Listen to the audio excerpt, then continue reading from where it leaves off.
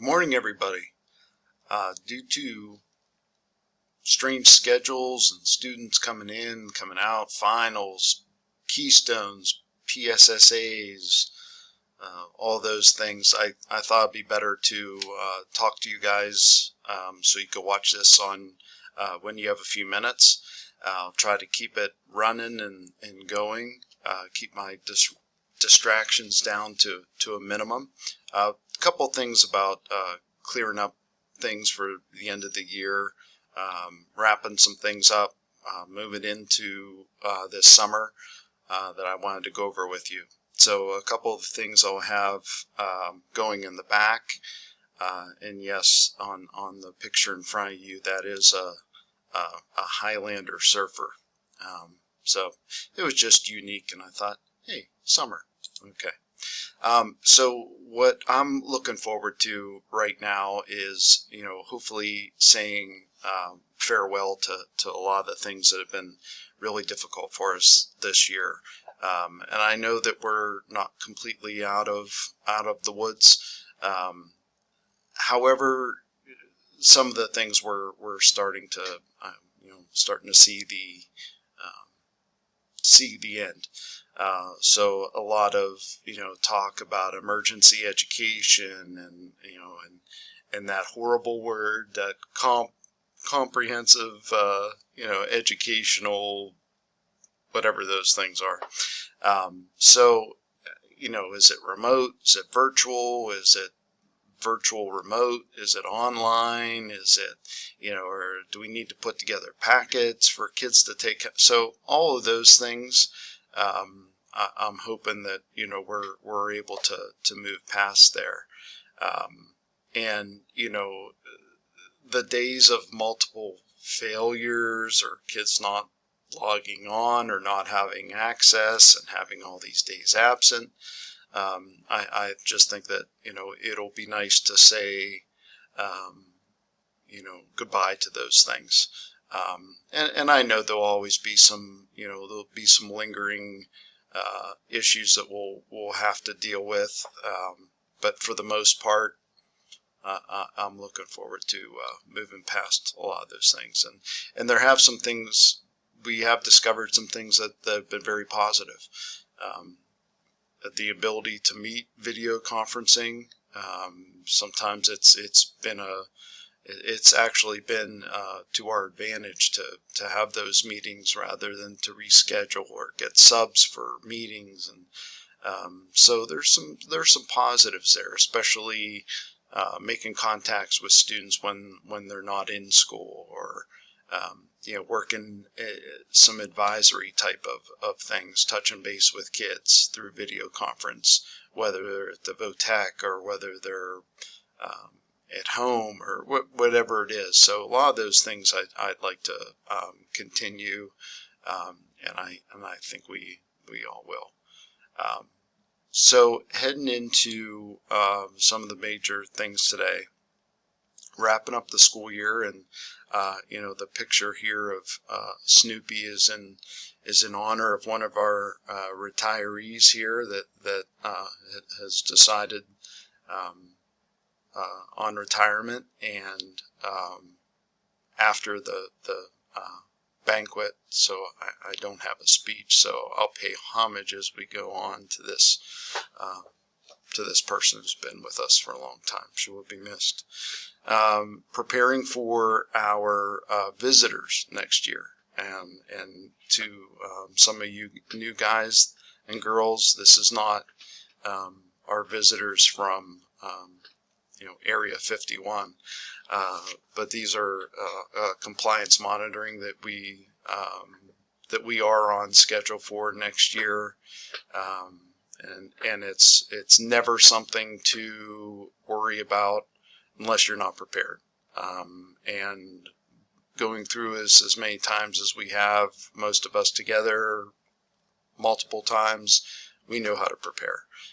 So making those preparations before next year, little bits at a time, that's what we're going to be concentrating on. And for those able to help out with ESY this summer, I'm forever grateful. I know it's very, very difficult this summer, especially with with travel being much more attainable and I don't want to say safe, but with some mitigation orders that are expiring, a lot of people are deciding that they want to get going, and that's our families and students also. So we're going to be real flexible with the scheduling. So if there's somewhere there that you guys want to go, and something comes up, then we can make up those sessions, and we have time throughout the summer, to give you guys the opportunity to keep touch with some of our more needy students, and also to make a little bit of summer money. It just seems like a very positive thing. And somebody is interrupting my Cindy Galinas. I'm not picking up, so sorry. I should have called her out like this. Be recorded for history. So I think with extended school year, and it's aligned with our summer camp and our catch-up camps that are going on in the buildings. So we'll be able to be in position to help those things also. So as we're preparing for the end of this year, for extended school year, for our monitoring next year, and we all know what this year has been for paperwork. Even as a district, that we definitely take pride in the quality of our paperwork, not just throwing things together. It's been a rough year. It's been a rough year getting things out, getting things back, and it's just extremely important, and that's why I'm offering this to you now to really take a close look at your roster kids and the files, and make sure that that things are completed, and there's always time to go back and fix things. So if something's completely missed, don't worry. It happens more than it's happened more this year possibly than in the past, and you just go back and fix it. That's all you do. You just don't want something like that lingering on and then being discovered whenever they're coming in and reviewing our files. Those kind of surprises just lead to dark days. Okay, so let's try not to do that as much as we can. So we are making sure that we have signatures, or we have the attempts. We have those 3 solid attempts, and I know that some of you guys really try hard and go up and beyond and take it personally when you can't get a signature. But 3 documented attempts, and sometimes varying up the ways they go out, phone calls or mailing or email attachment. But the three required are what's actually in the file review rating. So do you have a signature, or do you have the reasonable attempts? They're in the same sentence. So, and making sure that all those documents are there, all the parts of the story are there, from the reevaluation report or the initial to the invite, to the meeting, to any revisions to that IEP, to progress reports, to the NORA, or the prior written notice that follows that IEP. All of those type of things, let's make sure that, especially for our roster kids and those ones who are assigned to you, including the 504 kids, that those are together. And if anything's been missed, let's discover it now and fix those things. And we'll be also doing summary of academic and functional performance with the seniors. I believe it'll be on June 3rd. but we'll have some exit interviews with some kids, and we'll throw some Mountain Dew and some snacks and some congratulations, and give those guys what they need going out the door. So as far as now, this is something that we've done in the past, and for you guys who have not been through the monitoring process, I've attached 2 links to this that I will send you. All right, I'm going on 10 minutes. I don't want to make this too long. The initial evaluation file review. So that's the entire file review that the monitors will actually use to go through and mark off a checklist. And then there's one whenever a student is reevaluated. Similar, but a couple differences between the two. If you could take one of your files and go through there and mark yes on everything, I mean, even just taking one kid and doing this file review, I mean, this is not a secret process that they do. They actually give you the format before the year comes up. And even when we talk about educational benefit, they actually give you how they're going to be viewing your files.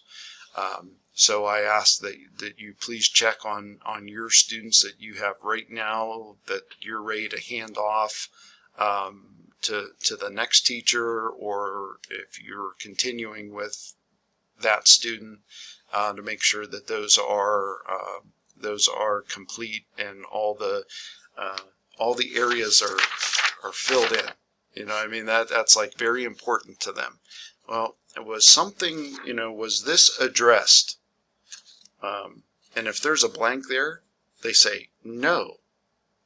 But if you put a Scooby-Doo, N.A., Bugs Bunny, smiley face, it's compliant. It's silly. But please, these type of exercises to do with one of your students. It may be something that we do once we get the firm date next year. So, but I can put this format, right in front of you to review those items. So, I love the panicked look. And you guys who have been around, we don't panic at these type of things. A monitoring visit with peers that are currently in my position or have been former teachers, and the people that are working for the Department of Education, Bureau of Special Education, they are not in the business of going in and catching schools off guard. As a matter of fact, it's much easier when things are prepared and they just come in and they're basically they're stamping what we say that we do, and it's not so much as they're trying to go through and see where the errors are. They're completely fine with not finding any errors. So, and educational benefit, this is also a live link. And, there's a little quote here and some reference in the next slide also. If a complete stranger or, say that somebody started tomorrow working for us, then they were able to pick up that IEP and read through it and understand what that is, that's how you want to have things written.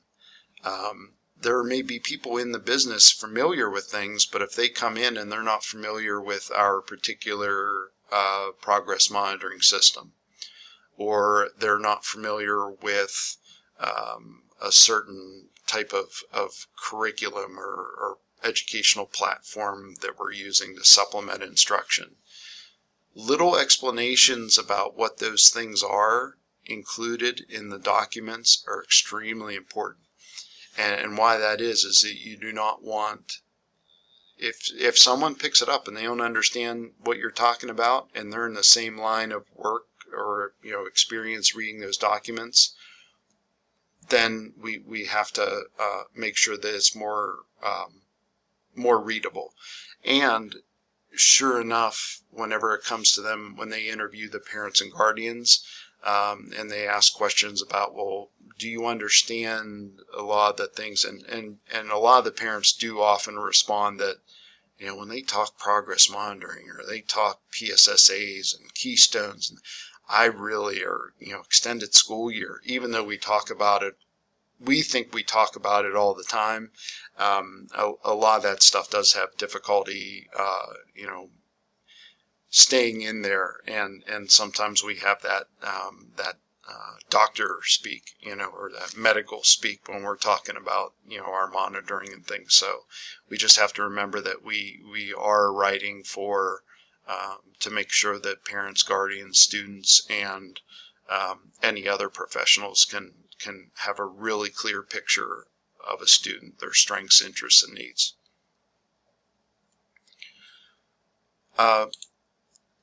A couple of things that I think we could start thinking about now, some cringeworthy moments that at times we still visit. And anytime I put something on here, I've done it, and I've done it recently. Okay, so I have to go back and when I'm writing an IEP or a behavior plan for a student who may not be on campus or is transitioning back, I've made these errors. So I will never put an error on there that I haven't made. But some of the things that we need to stay away, even though it may not be a compliance issue, it's definitely kind of one of those high standards that we do keep ourselves to. Whenever we're talking about progress, we have to be careful in our words not to promise progress or promise success. So if they have specially designed instruction, they will succeed. Or if they have specially designed instruction and related services, they will progress. You can't promise that. We have no control over that. But what we can do is we can offer opportunities. So we believe that this will provide the best opportunity for them to progress toward their goals and their outcomes. So we are trying to set the stage, but we can't guarantee what they give us. Okay, so be careful with that type of writing, and just always tell yourself we can't guarantee what a student does. We can't control what a student does. We can control all the variables around, but we just can't make sure that something happens. Be very careful with one-on-one, one-to-one, even when it's mentioned with small group, because that can be, there's very little opportunity for one-to-one interactions from teachers, specialists, paraeducators. I mean, it's very difficult. Even with our lower numbers during hybrid, those situations in a public school setting, even at a size of ours, it's not a very realistic type of thing. So we have to be careful with that one. Mentioning specific curriculum, reflex math, or study island, or something like that. Always be cautious in using specifics, because if that company goes out of business and then you have something in an IEP, you can't guarantee its use. So we're much better off describing that. So we describe a progress monitoring system. We describe a supplementary math curriculum that reinforces the following concepts. Specific types of things that are trademarked, let's try to stay away from as best we can, because again, we have no control over that. We have no control over a product that we purchase for a student, like a Dynavox, say, or an application that company goes out of business and it's gone. Well, you said that you were going to use that app. So let's describe those things rather than identifying them just by name. And straying from current, when they say current levels of academic and functional performance, we are talking current. We are talking within the last few months. So next year, we won't have to mention about hybrid and remote from this year. So it'll be a time where you'll really be able to notice where we want to make a distinct cut in, in what we believe is current and what we would like to leave in the past. So let's try to keep things as current as possible. Once again, when they are looking for educational benefit measure in our paperwork or in our sequence of paperwork for a student in our plan, they are looking to see, well, where is this student moving? And if they're not moving toward here, why was this decision made to go here? And then how are they responding here? So they're looking for action in our words and our descriptions from IEP to IEP to IEP, even with all those revisions we do. And that's why we're a little bit more specific in our NORUPs after those revision meetings and prior written notice, because we are pointing out that changes are being made and adjustments are being made. So we do it, let's get credit for it. And not documenting attempts and contacts, going back and trying to think of those times and how things were done or parent responses. Let's try to be very vigilant with that and make sure that we have attempts and contacts in. The technical jargon or the writing specific to progress monitoring, like I said, or specific curriculum, be very careful with that. And even with some of the wording, so even if we have, I know that they still use the word deficient, for in standardized testing, or we have to be very careful with words like that. Some of our parents may have been in programming, in a previous generation that, we were still referring to kids as deficient, mentally deficient. And so we have to be real careful, and you guys know I don't like to be, I joke about, George Carlin and softening the language and things like that. But, how we communicate, we don't want somebody to completely stop listening because their child is rated deficient in an area, and they stop listening completely to what we're saying. So that's all I'm asking, that we just be careful with the connotation of some of the words that we use. And, using our judgment, I believe that this or I believe that. In IEPs, it's not really, we need to stay as factual and as objective as possible. So even if we get that input from somebody that, Bob's just lazy, I don't think we have to edit their input also, because, we're responsible for it. So wherever they're making their judgments, yeah, everybody has a right to judgment, but you don't want to put it on a piece of paper as evidence. Okay? Try to stick to the facts, and, as far as the input you get from other people, factual. Something that is, can be measured and based in, and defended. Okay? All right, heading into 23 minutes.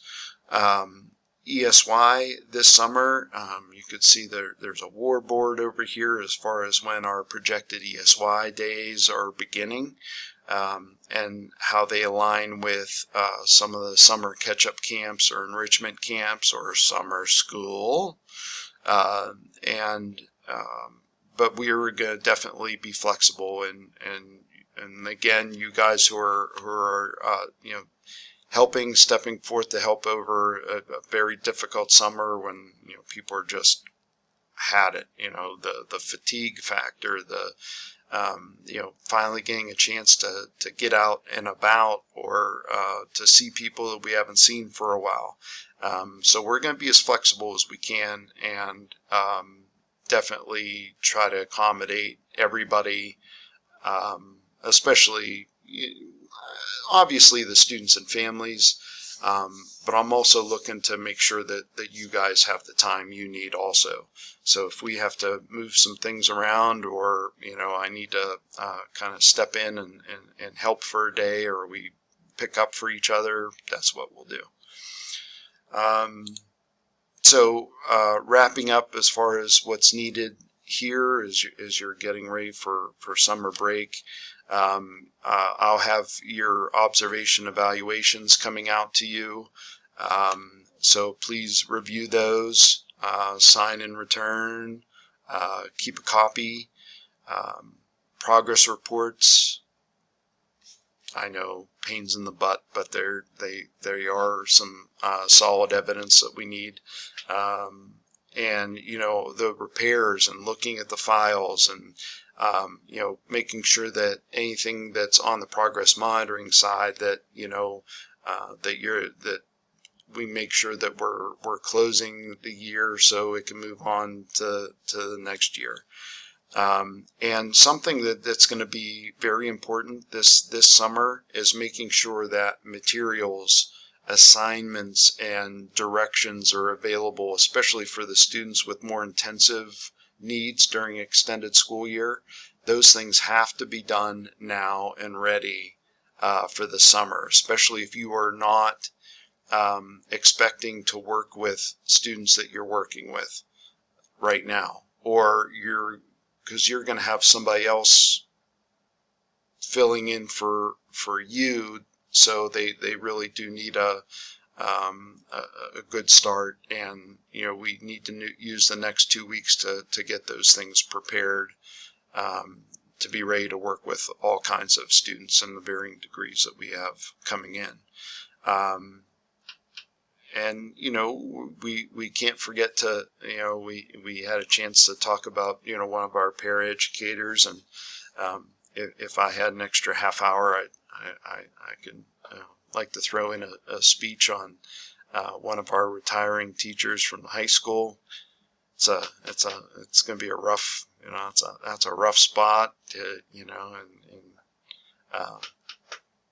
great person, great professional. You will be missed. So I was planning on this being 10 minutes, because obviously, the adult learner, the attention span is a little bit less than a first grader. Or is that probably just me? But I may try to record this again to make it shorter, or I may not have time to go back and record this again. So I apologize for the half hour. No, I don't apologize. I tried to make it shorter, and I'm just extending it even more. So if there's anything coming up, I will email you. I will email you a link to this so you can watch it, and there will be a test on Monday. Have a nice weekend, you guys. Take care.